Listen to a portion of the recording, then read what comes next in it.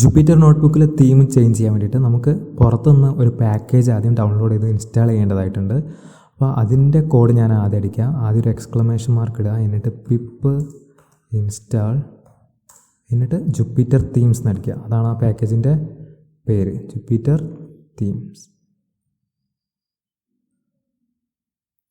എന്നിട്ട് എൻ്റർ ചെയ്യുക.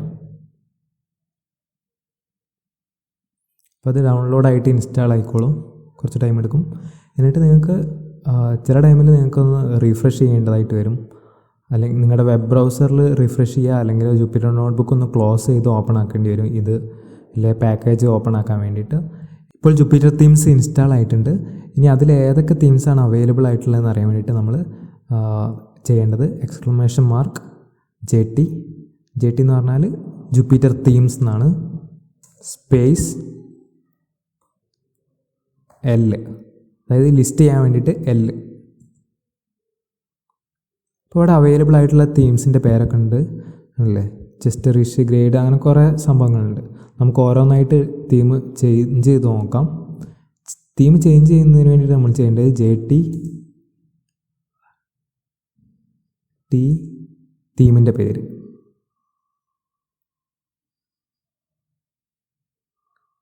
എന്നിട്ട് ഞാൻ എൻ്റർ ചെയ്യാണ്. ഇപ്പോൾ തീം ചേഞ്ച് ആയിട്ടുണ്ട്, പക്ഷെ നമുക്ക് കാണാൻ പറ്റണില്ല. അപ്പോൾ അത് കാണുന്നതിന് വേണ്ടിയിട്ട് നിങ്ങൾ വെബ് ബ്രൗസർ ഒന്ന് റീഫ്രഷ് ചെയ്ത് കൊടുത്താൽ മതി.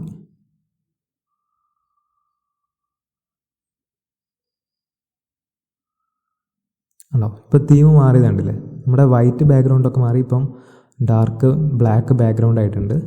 ഇനി നമുക്ക് വേറൊരു തീമും കൂടി ചെയ്ത് നോക്കാം. JT തീമിൻ്റെ T ആണ് T. ഞാൻ ഗ്രേഡ് 3 അടിച്ചു നോക്കുക, ഗ്രേഡ് 3. വീണ്ടും വെബ് പേജ് ഒന്ന് റീഫ്രഷ് ചെയ്യുന്നു.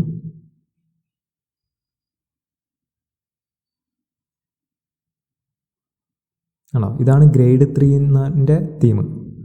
അങ്ങനെ നിങ്ങൾക്ക് ഓരോ തീമും നിങ്ങൾ പേര് ടൈപ്പ് ചെയ്ത് അടിച്ചു നോക്കുക. നിങ്ങൾക്ക് ഇഷ്ടപ്പെട്ട തീം സെലക്ട് ചെയ്യുക.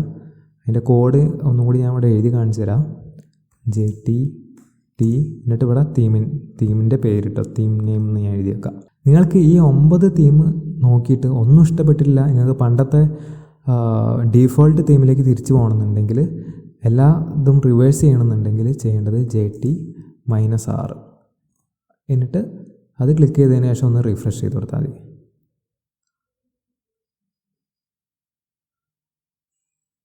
അപ്പോൾ ഉണ്ടോ, നമ്മുടെ പണ്ടത്തെ അതേ തീമിലേക്ക് എത്തി.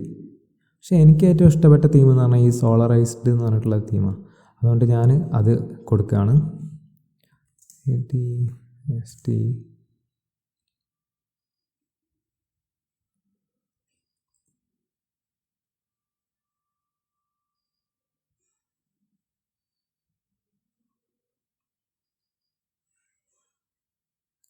ഓക്കെ. അപ്പോൾ നമ്മുടെ തീമൊക്കെ മാറി, നമുക്ക് ഇഷ്ടപ്പെട്ട ഒരു തീം സെറ്റ് ചെയ്യാൻ പറ്റി.